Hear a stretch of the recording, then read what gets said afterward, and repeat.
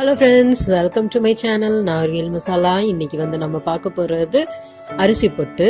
இது நான் குழல்ல செஞ்சேன், அதை தான் பார்க்க போகிறோம். அதுக்கு முன்னாடி இந்த சேனலை நீங்கள் சப்ஸ்கிரைப் பண்ணாமல் இருந்தீங்கன்னா நீங்கள் சப்ஸ்கிரைப் பண்ணுங்கள். கூட இருக்கிற பெல் சிம்பலையும் நீங்கள் கிளிக் பண்ணிங்கன்னா நான் அப்லோட் பண்ணுற ஒவ்வொரு வீடியோஸும் உங்கள் நோட்டிஃபிகேஷனில் வரும். நீங்கள் உடனே அதை பார்த்துடலாம்.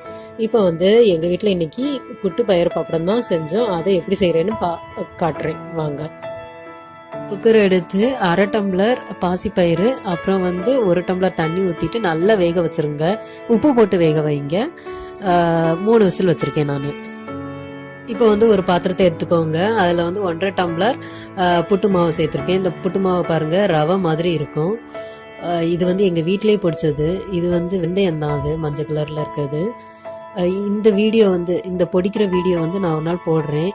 இப்போ உப்பு தேவைக்கு போட்டுக்கோங்க. இப்போ நான் எடுத்திருக்க தண்ணி தேங்காய் தண்ணி. இதுக்கு நாங்கள் எப்பொழுதுமே ஃப்ரெஷ்ஷான தேங்காவை தான் நாங்கள் துருவி போடுவோம். இப்போ அதில் உள்ள தேங்காய் தண்ணி தான் இது பத்தலை அப்படின்னா நாங்கள் பச்சை தண்ணி, சாதா தண்ணியை எடுத்துக்கிடுவோம். நீங்கள் இந்த தேங்காய் தண்ணி இல்லை அப்படின்னா சாதா தண்ணி கூட யூஸ் பண்ணிக்கிடலாம். இந்த மாதிரி தெளித்து தான் நீங்கள் விரசணும்.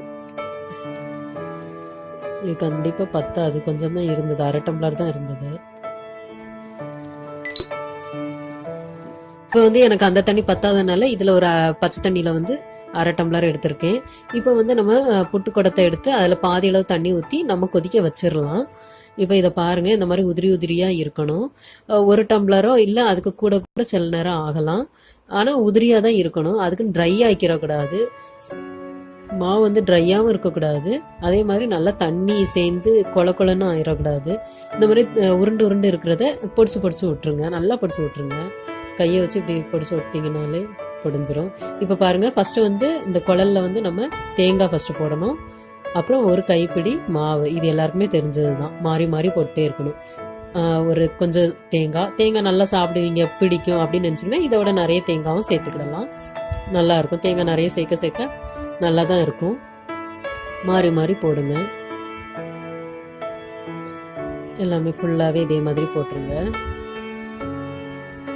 ரொம்ப அமுக்கி விட்டுறாதீங்க இதை. இப்போ நம்ம புட்டுக்குழல்ல இந்த குடத்துக்கு மேல வச்சிடலாம். பக்கத்திலேயே பாசி பயிர் நம்ம வேக வச்சோம்ல, அது நல்லா வெந்துருச்சு.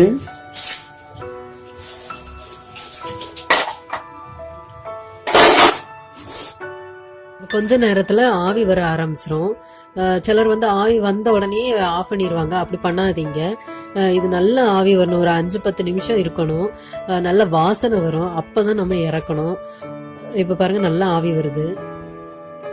10 நிமிஷம் ஆயிடுச்சு. நல்ல வாசனை வருது. பாருங்க, ஆவி வருது, உங்களுக்கே தெரியும்னு நினைக்கிறேன். இனி நம்ம இறக்கிடலாம் ஆஃப் பண்ணிட்டு. இப்போ அதுக்குன்னு ஒரு குச்சி கொடுத்துருப்பாங்க இந்த புட்டு எடுக்கிறதுக்கு. இப்போ என்கிட்ட அது இல்லை. அதனால இந்த கரண்டியை வச்சு எடுத்து விடுறேன். இந்த மாதிரி எடுத்துடலாம். அப்புறம் பயிறு வெந்துட்டு அதனால அதையும் வச்சிடலாம். இனி அப்பளம் மட்டும் பொரிக்கணும். இப்போ ஒரு கடாயை எடுத்துக்கோங்க. அதில் அப்பளம் பொரிக்கிறதுக்கு தேவையான எண்ணெயை ஊற்றிக்கோங்க. எண்ணெய் காஞ்சதுக்கு பிறகு நம்ம அப்பளத்தை போட்டு எடுத்துட வேண்டியதுதான். நான் இப்போ எடுத்திருக்க அப்பளம் கேரளா அப்பளம்னு சொல்லுவோம்ல, உளுந்தில் செய்கிற அப்பளம் தான் நான் எடுத்திருக்கிறேன். இது உங்களை சூப்பர் மார்க்கெட்லலாம் கிடைக்குது. இது இங்கெல்லாம் வாங்கிக்கிடலாம். நல்ல உப்பி வரும். இது பொரிச்சாச்சு. அடுத்ததையும் போட்டுடலாம்.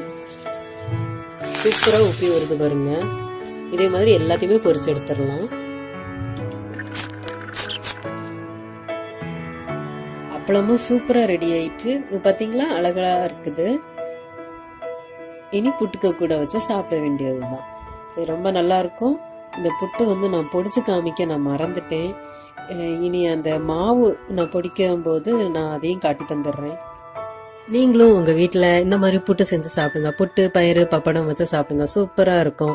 ஒருவேளை இந்த பயிறு மிச்சம் வந்தது அப்படின்னா அது நீங்கள் சும்மாவும் சாப்பிட்டுக்கலாம். அது மட்டும் இல்லை, அதில் ஒரு ரெசிபி செய்வாங்க, சூப்பராக இருக்கும். அதையும் நான் உங்களுக்கு சீக்கிரமாக நான் சொல்லித்தர்றேன்.